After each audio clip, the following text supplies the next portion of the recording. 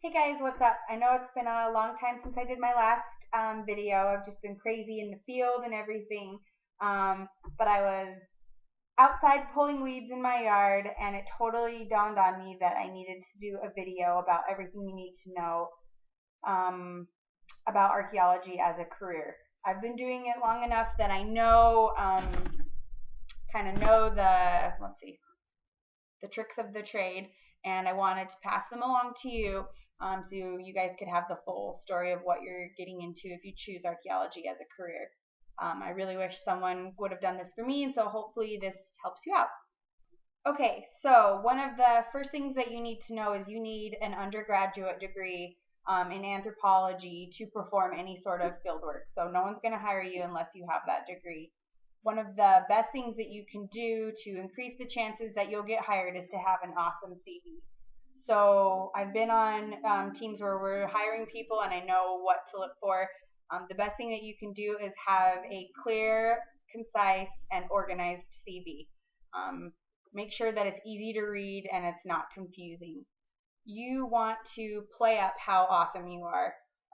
So highlight all of your experience, whether it's volunteer work, coursework, your field school, actual archaeological experience, and even any related skills you might have.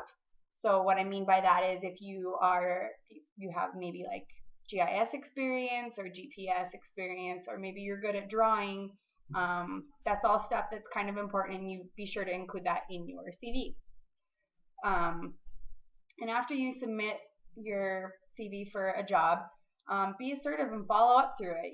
Contact the person and say you've submitted it. Thank you for letting you apply, and really just follow up.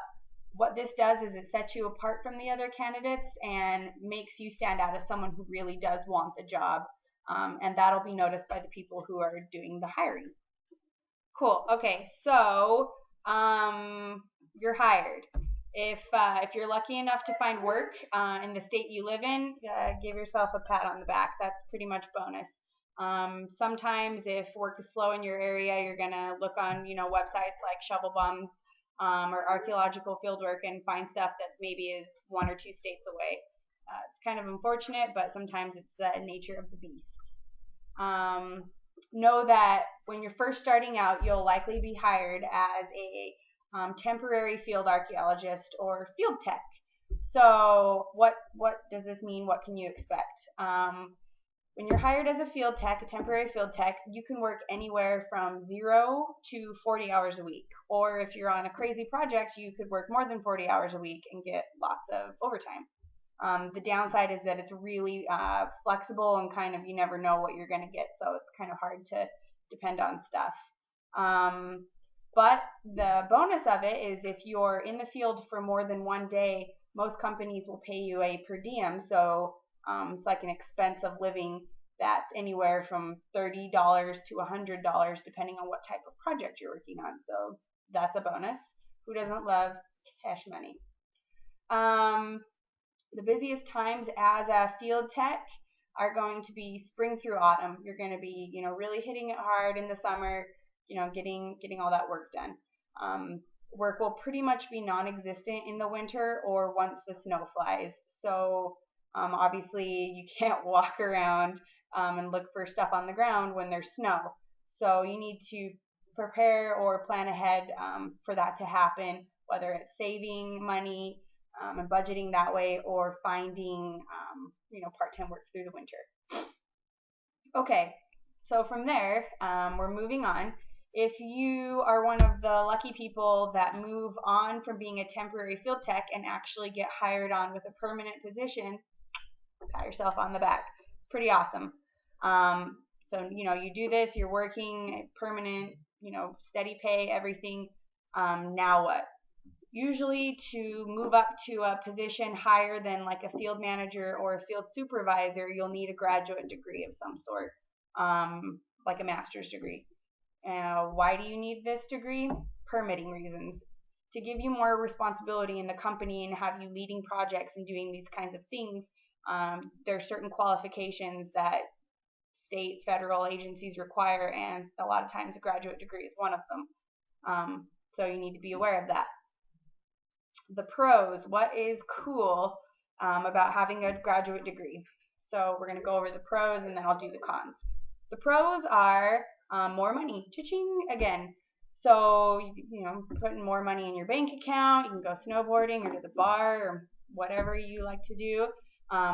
You get more responsibility. So when you're moving up in these roles, you're, responsible for more things, which is exciting for some people, terrifying for others. And you get more options to move higher in the company. So, you're moving up, and as a making all the noise when I'm talking. And when you're moving up, you have more influence on the program that you're working in, which means you have the potential to go after your own projects and conduct your own research or, propose research that you want to do, which is kind of cool. Okay, so those are the pros. They were kind of short. Yeah. Okay, so the cons.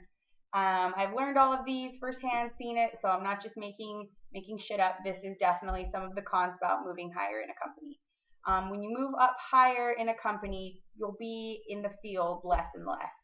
So you'll kind of stop doing the field work things that you love, and you'll be kind of stuck more in the office, doing business development, client development, stuff like that. And it's sort of this weird kind of hitch in the whole plan is you need a master's degree to do all of those cool pro things that I was talking about before, but it sort of puts you in limbo because, you're above the temporary field techs, but you're not quite upper high management in the company. You're sort of in this weird above the below and below the upper.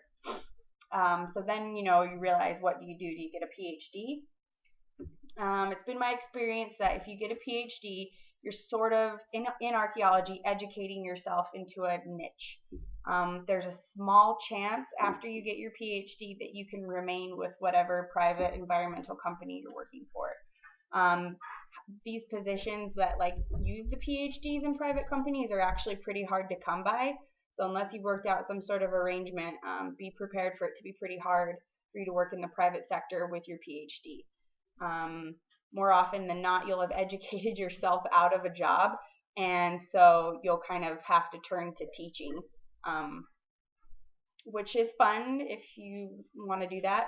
Or the other scenario on that is maybe you're lucky enough to have landed some sort of cush federal or state job, and they, having a PhD is awesome and you can still do the same work. So if you are one of those people who gets the federal or state jobs, give yourself a pat on the back. That's pretty tits. The other kind of con thing, or maybe it's like a word of wisdom that I want to share, is that archaeology, especially field work, is a young man's game. So what do I mean by that? Being a field tech is so much fun. You get to go out in the field, get dirty, swear, see awesome places, find some cool artifacts, and meet loads of cool people.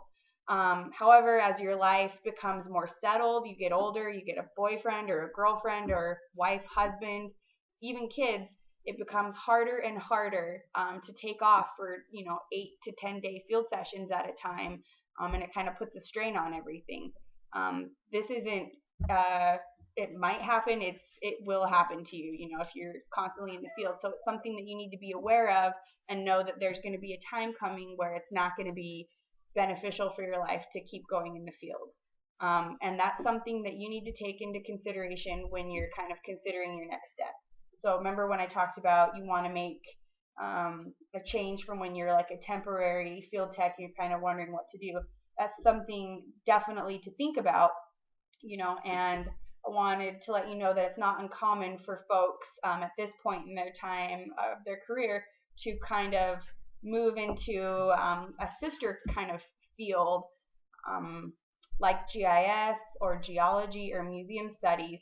So you're still involved in archaeology, the outdoors, natural elements like that, but you're kind of moving into a position that's a little bit more stable and a lot of times a lot more local than the projects you've been working on. So yeah, those are my thoughts that I have for now. Sorry, my eyesight was all weird. I was looking at my list. I'm old and I can't remember. But I hope these things help you decide what you're kind of help you decide anything. You know, I wish someone would have sat me down and talked to me about it. I love my master's degree. I had a great time in school. I loved all the research that I got to do and all of the opportunities it opened up for me. However, I kind of, when I was talking about it, put you in that weird middle niche. I definitely experienced that, and it was sort of a wake up call for me to kind of figure out where do I want to go in my career and what to do. So hopefully I help you guys out before you get to that point. Good luck. Enjoy doing archaeology. Send me some stories. I'd love to hear from you.